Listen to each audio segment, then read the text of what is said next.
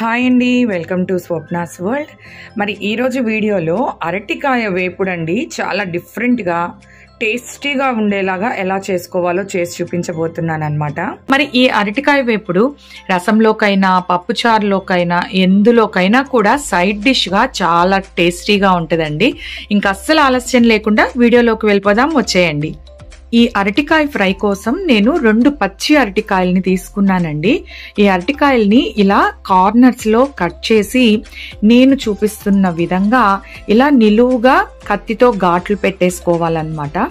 మనం ఇలా చేసినందువల్ల అరటికాయ పైన ఉండేటటువంటి తొక్కు చాలా ఈజీగా వచ్చేస్తుందండి. చూసారా, నేను చూపిస్తున్న విధంగా అన్నమాట.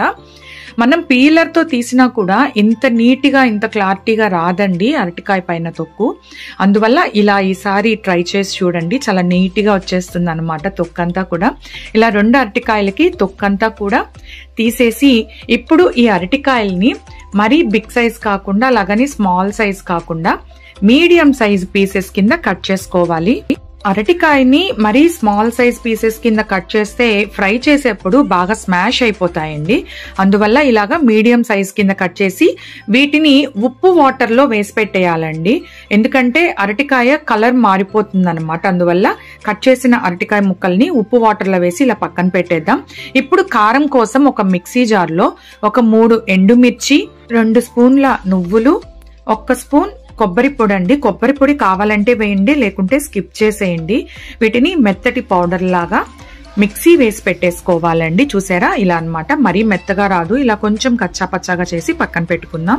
ఒక కడాయి స్టవ్ పైన పెట్టి ఒక 3 స్పూన్స్ ఆయిల్ అందులో వేసి ఆయిల్ కొంచెం హీట్ అయిన తర్వాత ఇందులో 1 స్పూన్ జీలకర్ర, ఒక 2 రెమ్మలు కరివేపాకు వేసి ఇవి బాగా చిటపటలాడే వరకు ఫ్రై చేసుకుని ఇప్పుడు ఇందులో ఒక 1/2 స్పూన్ అండి, 1/2 స్పూన్ మాత్రమే సరిపోతుంది, అల్లం వెల్లుల్లిపాయ పేస్ట్ వేసి అది పచ్చివాసన పోయే వరకు ఫ్రై చేసుకుని ఇప్పుడు ఇందులో మనం కట్ చేసి ఉప్పు వాటర్ లో వేసి పెట్టుకున్నటువంటి అరటికాయ ముక్కల్ని వాటర్ లేకుండా తీసి ఈ పాన్ లో వేసేసి అంతా ఒక్కసారి బాగా మిక్స్ చేసుకోవాలండి. ఇప్పుడు ఇందులో రుచికి సరిపడా ఉప్పు అండి, ఉప్పు చూసి వేయండి. ఆల్రెడీ మనం ఉప్పు వాటర్ లో అరటికాయ ముక్కలు వేసాం కదా, కాబట్టి ఉప్పు చూసి వేయండి. ఒక 1/2 స్పూన్ పసుపు కూడా యాడ్ చేసి ఒక్కసారి అంతా బాగా కలుపుకోవాలండి. అరటికాయ ముక్కలు ఒక 50% వరకు కుక్ అయిపోయాయి కదా. ఇప్పుడు ఇందులో ఒక 1 స్పూన్ ధనియా పౌడర్, 1/2 స్పూన్ జీరా పౌడర్, ఒక 1/2 స్పూన్ గరం మసాలా వేసి ఒక్కసారి ఈ మసాలాలు అరటికాయ ముక్కలకి పట్టేలాగా అంతా ఒక్కసారి బాగా కలుపుకుందాము. ఈ అరటికాయ ఫ్రైకి అరటికాయ ముక్కలు చాలా త్వరగానే కుక్ అయిపోతాయండి. ఆల్మోస్ట్ అరటికాయ బాగా ఉడికిపోయింది. ఇప్పుడు ఇందులో ఆల్రెడీ మనం ప్రిపేర్ చేసి పక్కన పెట్టుకున్నటువంటి నువ్వులు, ఎండుమిరపకాయల పౌడర్ ని యాడ్ చేసేసి ఈ మసాలాలంతా పట్టేలాగా ఒక్కసారి అరటికాయని బాగా కలుపుకోవాలండి. ఇప్పుడు మరి ఫైనల్ గా కొంచెం కొత్తిమీర యాడ్ చేస్తున్నాను. మీరు వద్దనుకుంటే కొత్తిమీరని కూడా స్కిప్ చేసేయొచ్చు.